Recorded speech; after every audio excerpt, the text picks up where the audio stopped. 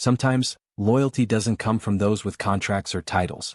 Sometimes, it comes from the most unexpected soul in the room. In a grand courtroom where suits and power ruled the air, a billionaire faced his darkest hour. His empire on trial. His reputation in ruins. And just when it seemed like no one would stand by his side, not even his own lawyer, a quiet voice rose from the back. Not from a legal expert.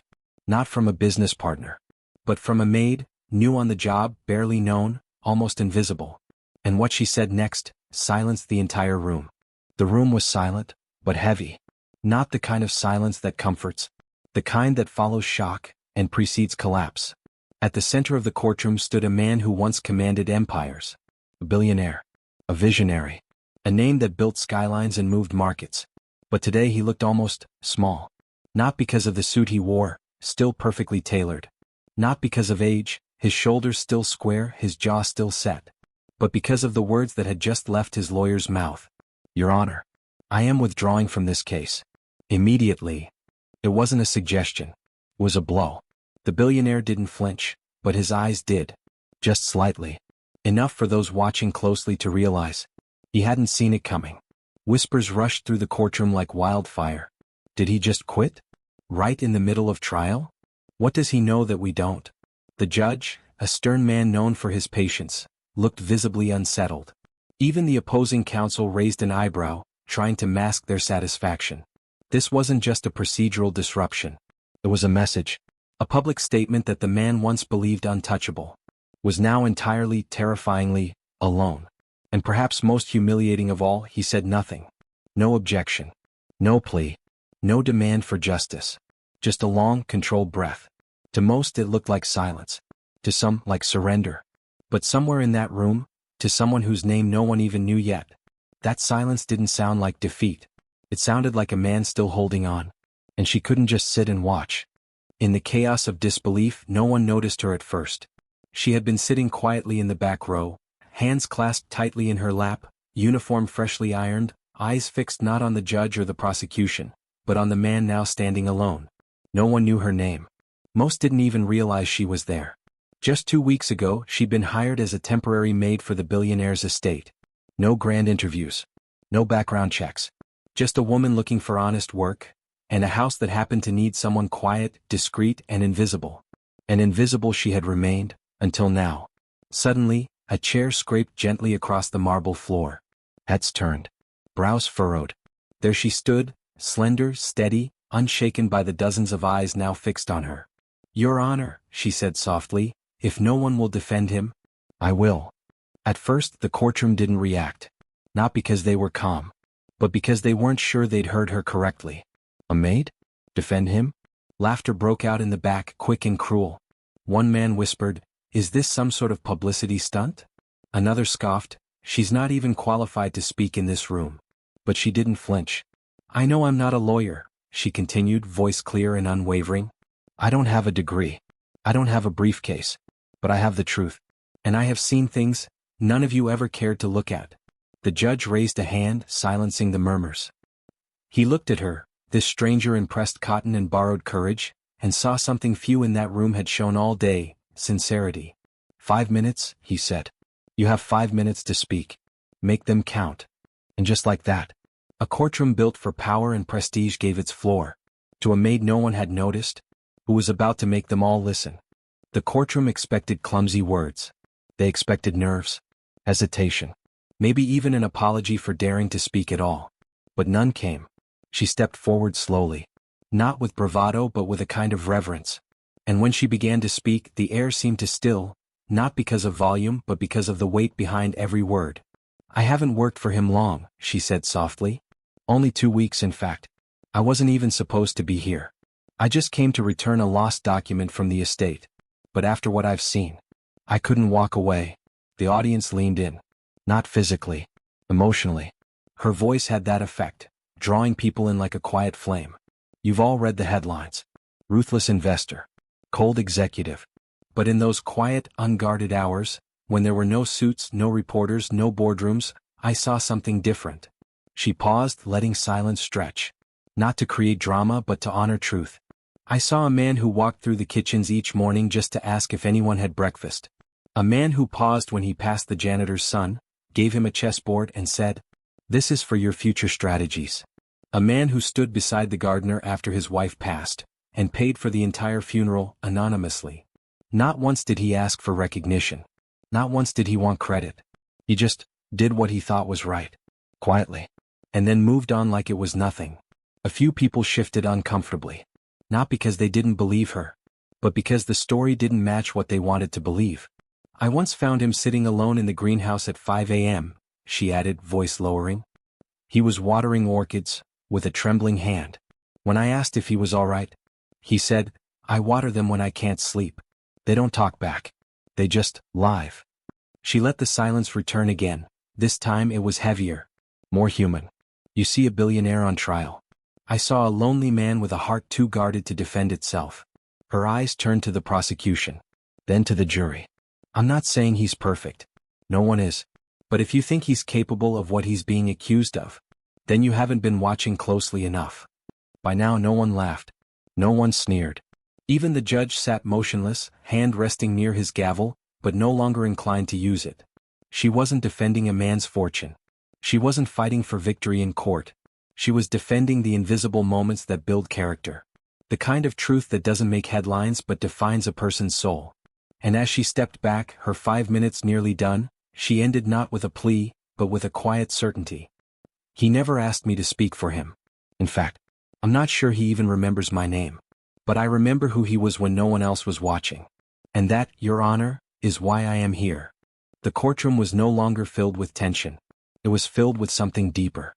Doubt. Not in the woman's words, but in everything else. Even the sternest jurors sat a little straighter now, the certainty in their eyes beginning to blur. For a moment, truth didn't feel like a legal argument anymore. It felt like something whispered in the quietest corners of the heart. But she wasn't finished. As she stepped back toward the bench, she hesitated.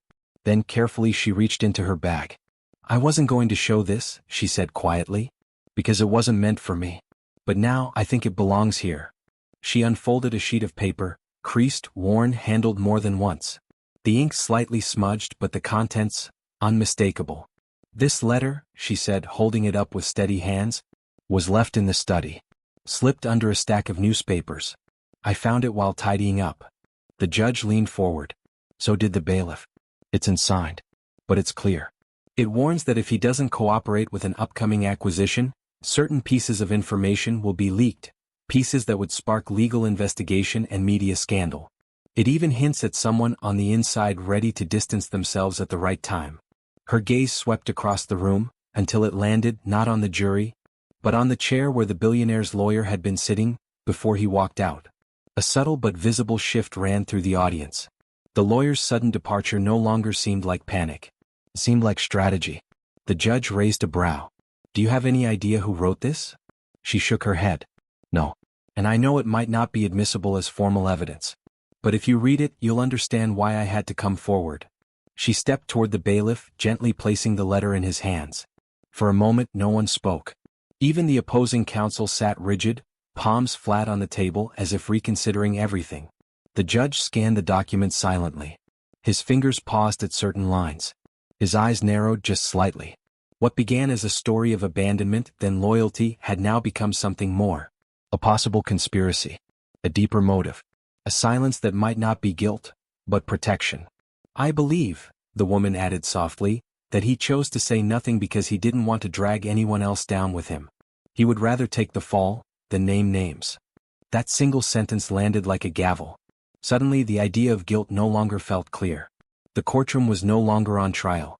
Truth itself was. And the man who had stood alone in silence was starting to look a lot more like someone shielding others than someone hiding himself. Sometimes the one you thought you were helping ends up saving you. 4 days after her testimony, the courtroom changed. Gone were the smug glances and hollow arguments. In their place, caution, curiosity, and quiet deliberation. The prosecution no longer spoke with conviction but with caution. And the judge, who had once seemed prepared to condemn, now asked questions with visible care. The letter was reviewed. Investigations began. And the media, once eager to paint the billionaire as another fallen giant, started asking harder questions. Not about him but about those who surrounded him. It didn't take long. A conflict of interest emerged. A suspicious phone call traced back to the lawyer who had walked out. Suddenly the narrative cracked open. And for the first time, the man who had stood in silence was no longer seen as guilty, but guarded. When the verdict finally came, it wasn't dramatic. No one shouted. No one wept. The judge simply looked up, met the billionaire's eyes and said, "This court finds the defendant not guilty on all charges." It was over. The man who once seemed moments from ruin was now free. But what came next was not what anyone expected. As he rose to his feet, the courtroom buzzing behind him, he didn't turn to his legal team. He didn't speak to the cameras lining the exit. He walked across the floor, calmly, deliberately, and stopped in front of the maid. She stood still, unsure if she should move or speak. And then, quietly, with the same restraint he'd shown through the entire trial, he reached out and gently took her hand. "You saved my name," he said, voice rough from holding back too much for too long. "You saved my freedom. But more than that, you reminded me who I used to be." Tears welled in her eyes. Not from pride, but from the surreal truth of it all. That someone like her, invisible in most rooms, had just changed a man's entire world. "If I may," he added softly, "I'd like to offer you something. Not as payment. Not out of pity. But because this world needs more voices like yours, at the table, not in the shadows." And then he handed her a small envelope. Inside, an official offer to join the board of his foundation. Not as a token face but as a decision maker. As someone whose voice had already proven more powerful than any title. Gasps echoed. Cameras flashed. But she didn't move. She didn't pose. She simply looked up at him, smiled through quiet disbelief and said, "You gave me a chance to work. I only gave you what I saw. The truth." And in that moment, it was no longer a story about wealth or status or courtrooms. It was a story about dignity, how quickly it can be stripped away, and how powerfully it returns, when someone, anyone, dares to see the humanity behind the headlines. Sometimes the greatest courage comes not from those with the loudest voices, but from those the world never bothered to hear. This wasn't just a courtroom victory. It wasn't just a redemption arc for a man once judged by his wealth. It was a quiet revolution, led not by lawyers or press releases, but by a woman in a plain uniform, armed only with truth and heart. She didn't speak for glory. She didn't defend him because she had to. She did it because, in a world that rushes to accuse, she chose to understand. And in doing so, she reminded us of something quietly powerful. That real strength isn't measured in money or media. It's measured in moments of unseen goodness. In the willingness to stand when no one else will. To speak when your voice shakes. To believe in someone the world has stopped believing in. So the next time you see someone overlooked, unheard, unseen, remember this. The ones we ignore today may be the ones who save us tomorrow. Because dignity has no uniform. In truth, needs no title. This is such an amazing story. Dear friends, if you liked the video, give it a like and subscribe to the channel. There is still a lot of interesting things to come.